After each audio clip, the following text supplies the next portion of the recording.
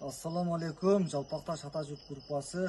Мына Қуршап Жалпақташ жолын асфальттөө боюнча марафон жүрүп атат. Ошо марафонго биздин Аралдагы Сулайман ажы абабыздын баласы Кекубаев Шерғаз акабыз өз салымын, атасынын Алланын ыраазычылыгы үчүн, жол үчүн, эл үчүн атайын бир атаганын акчасы бар экен. Ошону биз жолдо жүрсөк, мени алып кеткиле деп чакырды эле. Мына түн ичинде дагы келип алып кеткени келдик. Канча берет азыр көрөбүз эми. 100 000 сом. 100 000. Мына 100 000 сом наличке берди. Шерғаз ака, Алла разы болсун. Аман болуң, тууган урук менен эл журт менен тынч болуң ака.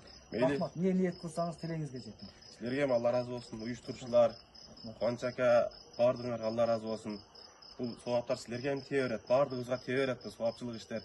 Алланын сообы кеңири дейт го. Рахмат. Ушинтип келип атасыңар, убактыңарды коротуп, силерге тиет, баардыгына тие берет.